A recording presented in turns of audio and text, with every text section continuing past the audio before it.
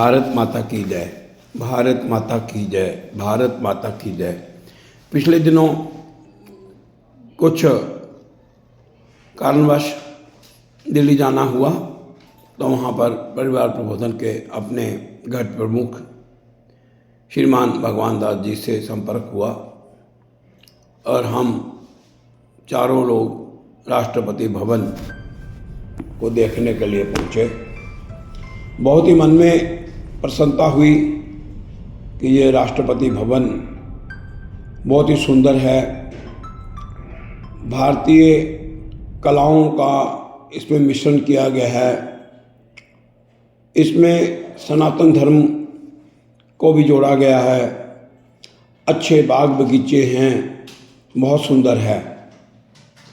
तो आइए कुछ बात करते हैं और साथ साथ में मैं चाहूँगा कि इसके चित्र भी आप देखते जाएं साथ साथ में। इसे कई नामों से जाना जाता है, जैसे government house, presidential palace, Rashtrapati Bhavan, Bharat के राष्ट्रपति का आधिकारिक निवास। ये रायसीना हिल पर स्थित है। इसे मूल रूप से वाइसराय हाउस के नाम से जाना जाता था और ब्रिटिश राज के दौरान ये भारत में ब्रिटिश वाइसराय के आधिकारिक निवास के रूप में कार्य करता था। राष्ट्रपति भवन का निर्माण सर एडविन लुटियंस द्वारा किया गया था और इसका निर्माण 1912 से 1929 के बीच में हुआ था। पहले तो इसका जो निर्माण था 4 साल में पूरा होना था, लेकिन प्रथम युद्ध और कई अन्य कारणों से इस कार्य को पूरा करने में देरी हुई है। राष्ट्रपति भवन में 350 से अधिक कमरे हैं तथा इसका मैदान 320 एकड़ से अधिक क्षेत्र में फैला हुआ है, जो इसे विश्व के सबसे बड़े राष्ट्रपति आवासों में से एक बनाता है। गवर्नर जनरल या वाइसराय के लिए आधिकारिक निवास बनाने का निर्णय 1911 में जॉर्ज पंचम के उस आदेश के बाद लिया गया था, जिसमें कहा गया था कि ब्रिटिश भारत की राजधानी कलकत्ता से दिल्ली स्थानांतरित होगी, क्योंकि ऐसा माना जाता था कि दिल्ली से देश की देख रेख करना आसान था। दिल्ली ग्रीष्मकालीन राजधानी शिमला के भी करीब थी। 1911 के दिल्ली दरबार के बाद नई दिल्ली शहर की योजना बनाई गई थी। उपयुक्त जल निकासी वाले ऊंचे क्षेत्र रायसीना हिल को भविष्य के महल के लिए स्थल के रूप में चुना गया था। निर्माण लॉर्ड हार्डिंग के तत्वाधान में शुरू हुआ, जिन्हें 1910 में वाइसराय नियुक्त किया गया था। भारत के तत्कालीन वाइसराय लॉर्ड इरविन ने निर्माण पूरा करने के लिए अंतिम पत्थर रखा 6 अप्रैल 1929 को। वे वाइसराय हाउस के पहले निवासी बने। माना जाता है कि इमारत के निर्माण में 700 मिलियन ईंटें लगी थी और इस परियोजना में 30,000 से ज़्यादा मजदूर शामिल थे। निर्माण की लागत भारत की रियासतों के स्वैच्छिक योगदान से वहन की गई थी, जिसे भारतीय लोगों द्वारा ब्रिटिश सरकार को दिए गए करों से पूरा किया गया था। हाँ, यह भी स्पष्ट नहीं है कि इस परियोजना का निर्माण शोषित मजदूरों द्वारा संचालित था। ये अध्ययन का विषय है। राष्ट्रपति भवन परिसर किंग्सवे नामक एक नई सड़क के एक छोर पर बनाया गया था, जिसे लुटियंस के नए शहर के लिए औपचारिक धुरी के रूप में डिज़ाइन किया गया था। सड़क अपने दूसरे छोर पर इंडिया गेट पर समाप्त होती है। भारत की स्वतंत्रता के बाद किंग्सवे का नाम बदलकर राजपथ कर दिया गया था, जो मूल नाम हिंदी का अनुवाद है। 2022 में आधिकारिक तौर पर सड़क का नाम बदलकर कर्तव्य का मार्ग कर दिया गया। लुटियंस राष्ट्रपति भवन के प्रमुख वास्तुकार थे और उनके प्राथमिक सहयोगी थे बर्ट बेकर। लुटियंस ने मुख्य महल का डिज़ाइन तैयार किया और बेकर ने सचिवालय की 2 इमारतों का डिज़ाइन किया, जिन्हें नॉर्थ ब्लॉक और साउथ ब्लॉक कहा जाता है, जो राजपथ से देखने पर राष्ट्रपति भवन के फ्रेम में दिखते हैं। इन 2 इमारतों के बीच की जगह लुटियंस और बेकर के बीच एक विवादास्पद विषय बन गई थी। इसके विषय में मैं ज़्यादा नहीं जानना चाहता हूँ। इस निवास के पहले भारतीय मूल के निवासी सी राजागोपालाचार्य थे। जब भारत स्वतंत्र हुआ तो गवर्नर जनरल के रूप में सी राजागोपालाचार्य जी ने अपना पद ग्रहण किया। 1948 में इस पद के अंतिम ब्रिटिश धारक लॉर्ड माउंटेन से गवर्नर जनरल का पद संभाला था। लेकिन सी राजगोपालाचार्य जी उस कक्ष में नहीं गए जहाँ पर पहले वाइसराय रहते थे, क्योंकि वहाँ पर जो कुछ भी उन्होंने देखा उनको अच्छा नहीं लगा। तो उसके बाद वो जो अतिथि कक्ष है उनको ही अपना निवास बनाया और आने वाले प्रत्येक राष्ट्रपति ने भी अतिथि कक्ष में ही अपना निवास रखा। 26 जनवरी 1950 को भारत का संविधान लागू हो गया। तो भारत के पहले राष्ट्रपति थे डॉक्टर राजेंद्र प्रसाद जी, और वह भी अतिथि कक्ष में ही रहना प्रारंभ किया। और आज तक जो हमारी अब 25 जुलाई 2022 से महामहिम द्रौपदी मुर्मू राष्ट्रपति हैं, वह भी इसी कक्ष में रहती हैं। राष्ट्रपति भवन में 4 विंग हैं, जिसमें राष्ट्रपति कार्यालय, राष्ट्रपति निवास, अतिथि कक्ष, आंगन और कर्मचारी कक्ष तथा डाकघर भी शामिल हैं। कमरों में एक भोज कक्ष शामिल है, जिसमें 100 से अधिक अतिथि बैठ सकते हैं। भारत के राष्ट्रपतियों को दिए गए उपहारों का एक संग्रहालय भी है। दुर्लभ चित्रों और मूर्तियों वाला एक संगमरमर का हॉल और शोक मंडप, एक हॉल जिसका उपयोग मंत्रियों के शपथ ग्रहण जैसे औपचारिक कार्यों के लिए किया जाता है। लगभग 750 लोगों का एक कर्मचारी परिसर को चलाने में मदद करता है।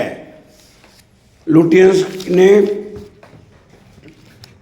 विलियम रॉबर्ट के साथ मिलकर राष्ट्रपति भवन के उद्यानों को मुगल और अंग्रेजी दोनों परिदृश्य शैलियों का उपयोग करके डिज़ाइन किया गया था। भारत के राष्ट्रपति भवन दुनिया के सबसे बड़े लोकतंत्र का राष्ट्रपति निवास है। मुख्य भवन 5 एकड़ में फैला है और इसमें 4 मंजिलों में फैले 340 कमरे हैं। वर्तमान भारत के राष्ट्रपति उन कक्षों में नहीं रहते जहां वाइसराय रहते थे, बल्कि वे अतिथि कक्ष में रहते हैं और राष्ट्रपति आगंतुक से मिलते हैं, अतिथियों से मिलते हैं। और हमको बहुत ही इस बात पर गर्व है कि आजकल हमारी महिला महामहिम द्रौपदी मुर्मू भारत की राष्ट्रपति इसी राष्ट्रपति भवन में रहकर भारत का मान बढ़ा रही हैं। भारत माता की जय, भारत माता की जय। वंदे मातरम, वंदे मातरम, वंदे मातरम। देश में देता है सब कुछ, हम भी तो कुछ देना सीखें। सूर्य हमें रोशनी देता, हवा नया जीवन देती है। भूख मिटाने को हम सब की धरती पर होती खेती है। औरों का भी हित हो जिसमें हम ऐसा कुछ करना सीखें। देश हमें देता है सब कुछ, हम भी तो कुछ देना सीखें। प्रतिदिन हम सबको राष्ट्र हित के लिए, समाज हित के लिए कम से कम 1 रुपया अवश्य अपने संग्रह करना चाहिए। प्रतिदिन हमको कम से कम 1 घंटा समाज हित के लिए देना चाहिए, तभी तो हमारा राष्ट्र में रहने वाले सभी नागरिक सुखी होंगे। हमें उनके दूसरों का हित के लिए परहित सरस धर्म नहीं भाई, पर पीड़ा सम नहीं अधिभाई।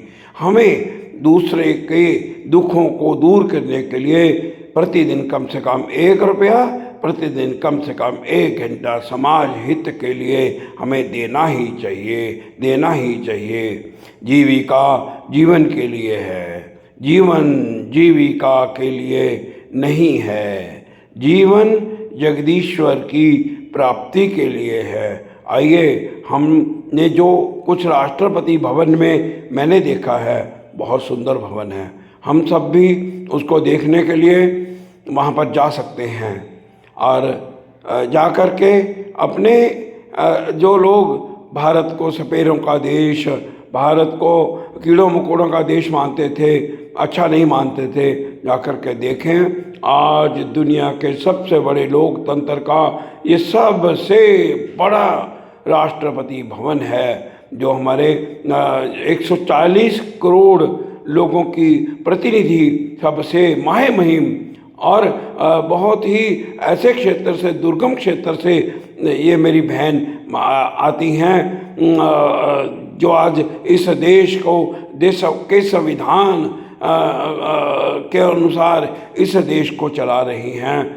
हम सबको बहुत गर्व है इस बात पर, और आइए हम सब मिलजुल करके भारत को एक बार फिर परम वैभव तक लेकर जाएं, भारत को विश्व गुरु बनाएं, और हम सब कृत्य करो, नाम जपो, वंड छको, गुरु नानक देव जी की वाणी को साकार करें। हम हमेशा दाता रहे हैं, कभी भी हम दीन नहीं हुए हैं। हम गीता के उस श्लोक को हमेशा याद रखें, अपने लिए किसी से मांगना महापाप है, और दूसरों के लिए, दूसरों के हितों के लिए समाज के उस वर्ग से धन एकत्रित करना या कुछ भी मांगना, झोली पसार करके मांगना, ये सबसे बड़ा पुण्य कार्य है। आइए हम निचले वर्ग तक, जहाँ तक हमारा नीचे वर्ग रहता है, जो वांछित है, जिनको इसकी आवश्यकता है, जिनके पास अधिक है, उनसे लेकर के वहाँ तक पहुँचाएं, ताकि इस भारत माता के इस मंदिर में, इस भारत माता की धरती पर जो भी रहता है वह सुखपूर्वक जीवन व्यतीत कर सके, सुखपूर्वक जीवन व्यतीत कर सके। ऐसा हम सबको इस बारे में विचार करना चाहिए, और अपना जीवन सार्थक करने के लिए दूसरों का भला करना, राष्ट्र हित में काम करना, अपने अंदर जो बदलाव हैं, जो पर्यावरण की रक्षा करना, अपने कुटुंब को मजबूत करना, अपने भारतीय भाषाओं का इस्तेमाल करना, अपनी जो कर्तव्य है उनको पहचानना, अपने जो स्वदेशी बातें हैं, स्वदेशी सोच है, स्वदेशी खान पान है, स्वदेशी रहन सहन है, उसके ऊपर अगर हम अमल करेंगे, अपनी जो कर्तव्य हैं उनको पालन करेंगे, जैसे टैक्स देना, हेलमेट डालना, वाहन चलाते समय उनके नियमों का पालन करना, ये सब बातें अगर हम हमारे अंदर आदतन आ जाएंगी तो भारत एक बार फिर जो है बहुत ही कहते हैं कि ऐसा राष्ट्र बन जाएगा जिसको अपने जीवन काल में अवश्य आप 3 वृक्ष लगाएं, फलदार वृक्ष लगाएं, औषधि युक्त वृक्ष लगाएं, और उनका पूरा बच्चों की तरह पालन पोषण करके, ताकि पर्यावरण की रक्षा कर सकें और आने वाले जो पीढ़ियां हैं हमारी, उसकी छाया ले सकें, उसके फल खा सकें, और एक सेहतमंद रहकर अपना जीवन व्यतीत कर सकें। क्योंकि वृक्षों के बिना हमें शुद्ध वातावरण नहीं मिलता, शुद्ध ऑक्सीजन नहीं मिलती है, तो आइए हम सब मिल कर के वातावरण की तरफ ध्यान रखते हुए 3 वृक्ष फलदार लगा करके उनका सच्ची सेवा करते हुए, पालन पोषण करते हुए हम अपने भारत को आगे बढ़ाएं, आगे बढ़ाएं, आगे बढ़ाएं, आगे बढ़ाएं, चले गांव की ओर।